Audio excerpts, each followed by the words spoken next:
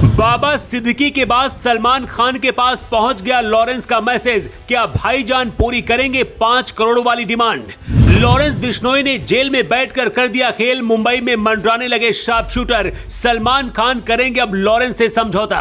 Lawrence का sharp shooter UP में ढेर। योगी आदित्यनाथ करेंगे लॉरेंस बिश्नोई गैंग का खात्मा। एनआईए ने बताया क्या है अगला प्लान। जिस बात का डर था क्या वही होने वाला है। इधर यूपी में लॉरेंस के शार्प शूटर का एनकाउंटर हुआ और उधर मुंबई में सलमान खान के पास लॉरेंस गैंग ने मैसेज भेज दिया और डिमांड इतनी बड़ी कर दी जिसे सुनकर पूरा देश हैरान है। सलमान के गैलेक्सी अपार्टमेंट के आसपास लॉरेंस के शार्प शूटर बाज की तरह मंडरा रहे। सबसे बड़ा सवाल यह है कि सलमान खान और लॉरेंस बिश्नोई क्या समझौता करने वाले हैं? क्या सलमान खान बिश्नोई समाज के मंदिर में जाकर माफी मांगने जा रहे हैं? लॉरेंस इस वक्त साबरमती जेल के अंदर बैठा है, लेकिन बाहर क्या हो रहा है हर खबर उस तक पहुंच रही है। बाबा सिद्दीकी के बाद अगला नंबर किसका है? लिस्ट में कितने नाम है जानकर हैरान रह जाएंगे आप। लॉरेंस गैंग के काम करने का तरीका ठीक वैसा ही है जैसा कभी दाऊद और छोटा राजन के शूटर्स का होता था।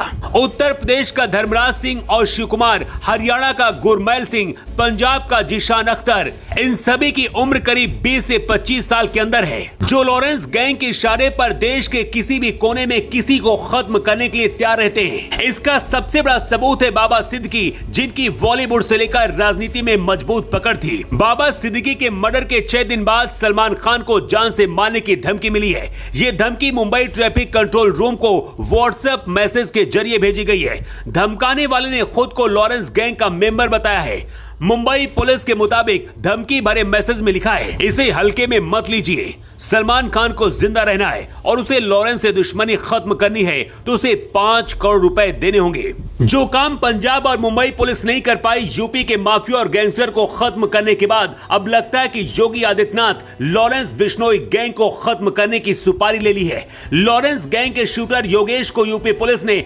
एनकाउंटर में ढेर कर दिया है। उसके बाद की तस्वीरें हैं जहां यूपी पुलिस लंगड़ा करके ले जा रही है। लॉरेंस के शूटर योगेश ने कहा है, एनकाउंटर में पकड़े जाने के बाद लॉरेंस बिश्नोई के शूटर योगेश ने खुलासा किया है कि लॉरेंस का नेटवर्क भारत और भारत से बाहर बहुत बड़ा है। इसके साथ ही योगेश ने सलमान खान के लिए भी वही बात दोहराई है जो लॉरेंस कह चुका है।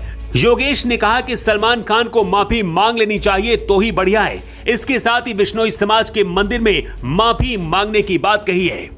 एनआईए यानी कि नेशनल इन्वेस्टिगेशन एजेंसी ने कुछ वक्त पहले लॉरेंस और लॉरेंस गैंग के बारे में एक डोजियर तैयार किया था। इस डोजियर में भी एनआईए ने साफ साफ कहा था कि लॉरेंस डी कंपनी जैसा ही अपना नेटवर्क खड़ा करना चाहता है। एनआईए के डोजियर के हिसाब से 10 साल पहले तक लॉरेंस का गैंग सिर्फ पंजाब तक ही सीमित था, लेकिन अब हरियाणा, दिल्ली, राजस्थान, यूपी, झारखंड, महाराष्ट्र तक में छोटे बड़े गैंग के साथ मिलकर ये अपना गैंग खड़ा कर रहा है। सिर्फ देश ही नहीं बल्कि देश के बाहर 6 और देशों में भी लॉरेंस गैंग एक्टिव है। इसमें कनाडा, अमेरिका, अजरबैजान, पुर्तगाल, यूएई और रूस भी शामिल है। लॉरेंस गैंग में करीब 700 शूटर शामिल है, जिसमें से 300 का सीधा कनेक्शन पंजाब से है। एनआईए ने चार्जशीट में बताया है कि सोशल मीडिया और अन्य तरीकों से इस गैंग में भर्ती किया जाता है। गैंग को कनाडा में बैठा गोल्डी बराड चला रहा है।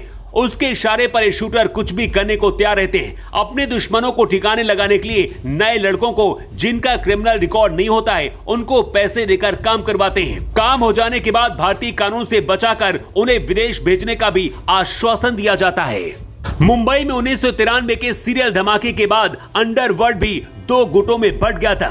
एक राष्ट्रभक्त अंडरवर्ल्ड और दूसरा राष्ट्र विरोधी अंडरवर्ल्ड। और इसी के साथ अंडरवर्ल्ड में हिंदू मुस्लिम को लेकर भी बंटवारा हो गया। छोटा राजन ने खुद को राष्ट्रभक्त डॉन घोषित करा दिया था, जबकि 1993 के ब्लास्ट के बाद दाऊद को राष्ट्र विरोधी डॉन कहा जाने लगा। छोटा राजन और दाऊद से शुरू हुआ यह सिलसिला अब लॉरेंस गैंग तक पहुंच चुका है। लॉरेंस गैंग की तरफ से सोशल मीडिया पर जब भी कोई पोस्ट डाला जाता है उसमें जय श्री राम और जय भारत जैसे शब्दों का इस्तेमाल खास इसी मकसद से किया जाता है। अंडरवर्ल्ड पर काम कर चुके कुछ सीनियर पुलिस अफसरों के मुताबिक लॉरेंस डी कंपनी से भी बड़ा अपना गैंग बनाना चाह रहा है। डी कंपनी की तरह वो अपने गैंग को इंटरनेशनल लेवल तक ले जाना चाहता है और इसीलिए वो दाऊद की तरह ही मुंबई पर भी अपना गैंग का कंट्रोल चाहता है। सोशल मीडिया पर एक बड़ा तबका कह रहा है कि सलमान खान को माफी मांग लेनी चाहिए, लेकिन सवाल यह है कि अगर सलमान खान माफी मांग भी लेते हैं तो देश संविधान और कानून से नहीं, क्या गैंगस्टर और डॉन के डर से चलेगा?